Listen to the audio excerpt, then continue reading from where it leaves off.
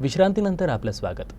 अमरावती जिल्ह्यातील जिल्हा परिषद पूर्व माध्यमिक शाळा येथे दरवर्षीप्रमाणे याही वर्षी बाल आनंद मेळाव्याचं आयोजन करण्यात आलं होतं, जिथं विद्यार्थ्यांनी उत्साहानं सहभाग दर्शवला।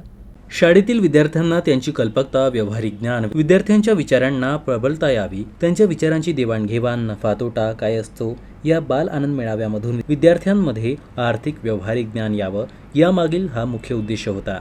बाल आनंद मेळाव्यामध्ये विद्यार्थ्यांनी वेगवेगळे स्टॉल्स लावले होते। त्यामध्ये कचोरी, समोसा, आलू भजी, भेळ, मसाला पापड इत्यादी स्टॉल लावण्यात आले होते। यावेळी विद्यार्थ्यांचा चेहरा पाहण्यासारखा होता। दरवर्षीप्रमाणे जिल्हा परिषद पूर्व माध्यमिक शाळा अळंगाव येथे बाल आनंद मेळाव्याचे आज आयोजन करण्यात आले होते।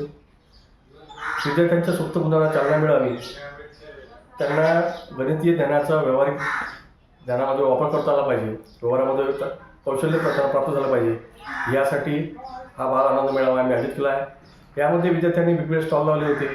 कोणी भेळचा स्टॉल लावला, कोणी भज्याचा स्टॉल लावला, कोणी खेळाचे स्टॉल लावले।